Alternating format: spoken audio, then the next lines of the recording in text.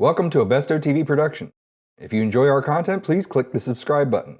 To get notifications of new releases, ring that bell. Thank you, and away we go.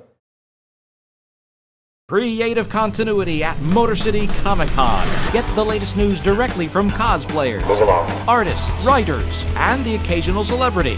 Tune in for Creative Continuity's coverage of Motor City Comic Con. We bring the convention to you. We're here talking with artist Pere Pérez. How you doing, Mr. Perez? Very good. How'd you get into this book art? I had friends who were working for American comics, like Ramon Bax here, and other guys, Francis Portela and Juan Santa Cruz, who were, when I was starting, they were actually publishing here in Marvel and DC. So I found it like the way to arrive here. So I started practicing, listening to what they had to say about my artwork, and keep getting better. What was your first project that you had in America? I think it was for Moonstone, a book called Templars or something. And my first assignment for one of the big ones was for DC, the Guardian special with James Robinson. But you did a lot of Batgirl stuff for Brian Q. Miller. Yeah. Could you tell me a little bit about your how'd you get on that book? I kind of got in there because Lee Garbett was having trouble keeping with the pace. Yeah. And I had to fill in some of his pages. And then I started really liking the series, and every time I got more involved in that.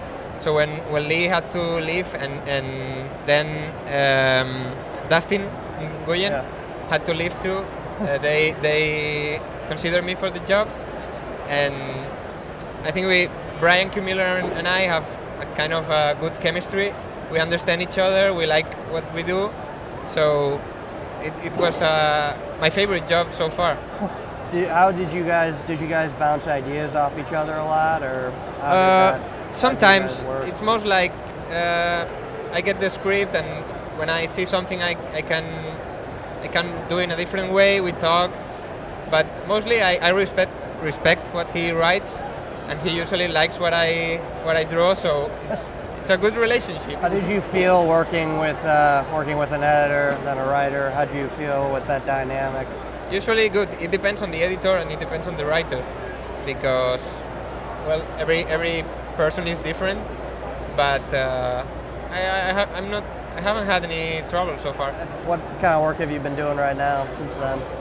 Since Batgirl, I did Smallville season 11 with Brian Q. Miller too, and I've been working now in Archer and Armstrong for Valiant with Fred Van Lente writing. How do you like working on Smallville season 11? It was good because it was with Brian, but it was a tough job because I'm not good with likenesses, and I had to resemble the actors from the show. Yeah. So they were tough pages for me.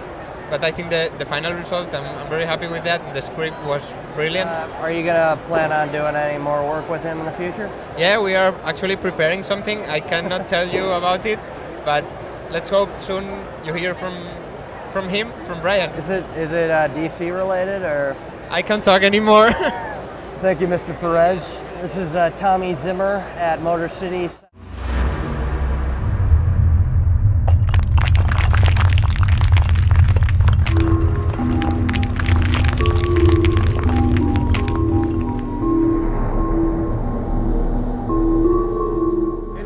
Questions for me that I didn't address that I can help you guys out with, or You say that usually sometimes that you have differences with an artist who may have done so much work and then they leave and go on. Do you normally go and fill in that hole and continue on after that artist leaves, or do you just go back to square one and start over? It's a tough call, which is I primarily, to this point in my career, have mainly done short stories for that reason. Someone flakes out an 8-page story and get someone else to draw it, I haven't been in the situation yet where I have friends that have, and other professionals, and maybe it's a 3-issue miniseries. Halfway through issue 2, the artist can't keep doing it, or disappears, or whatever. And you gotta do you gotta make the decision of what you think is right for the integrity of the property, the integrity of yourself, and the integrity of the readers. Sometimes you can find someone else to come in and pick it up. Maybe you have to scrap all of issue 2 and then go from there.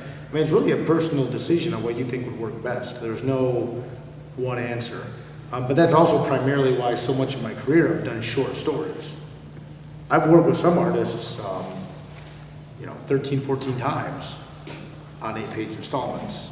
It doesn't work out, who's doing, cool, I can give it to someone else. But you really have to decide what you think is best for the property.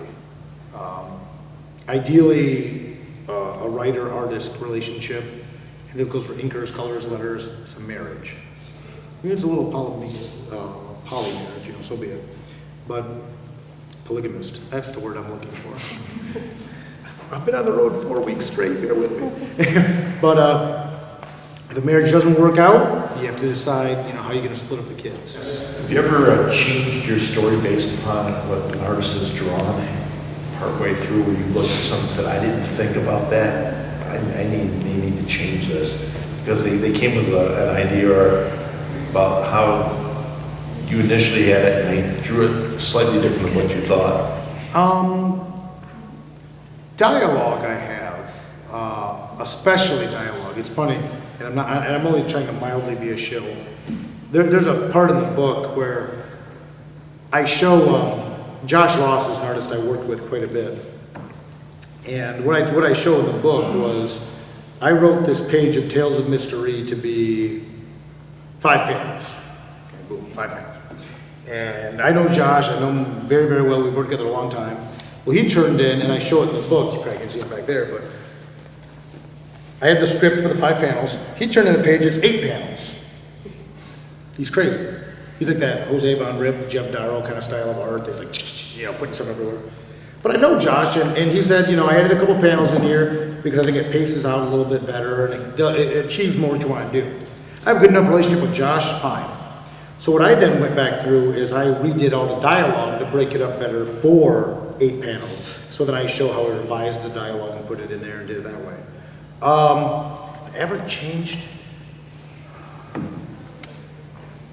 I don't know if I've ever, because the stories are so short, I don't know if I've ever changed it a lot, but artists definitely have added a lot to the process and made me reconsider things or do different little things. Usually it's like, I didn't think about doing the scene that way.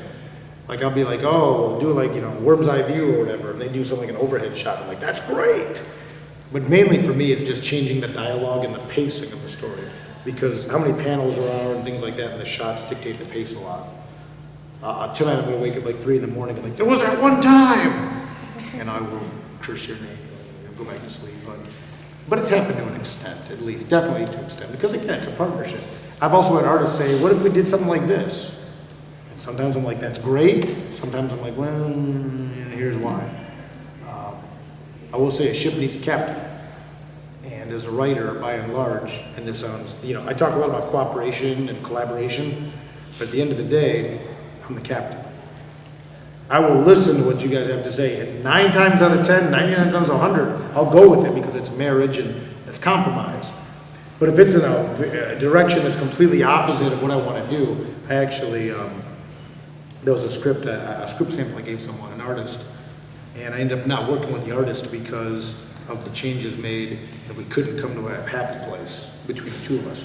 Friend of mine, good person, but he wanted to do it this way, and I couldn't justify it, and we couldn't meet in the middle on it.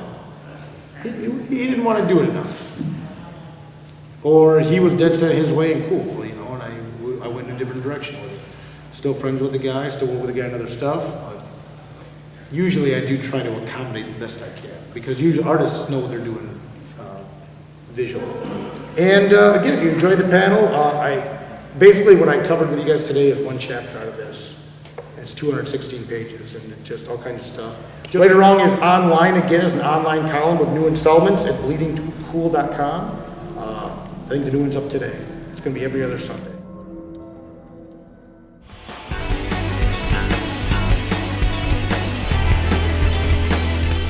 I think the new one's up today. It's going to be every other Sunday.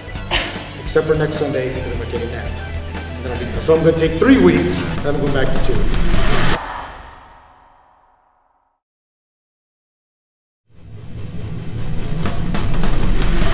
Watch Creative Continuity, Cartoons, Con Rewind, Mr. Lobo Does, and more on this channel. Creative Continuity. We bring the convention to you.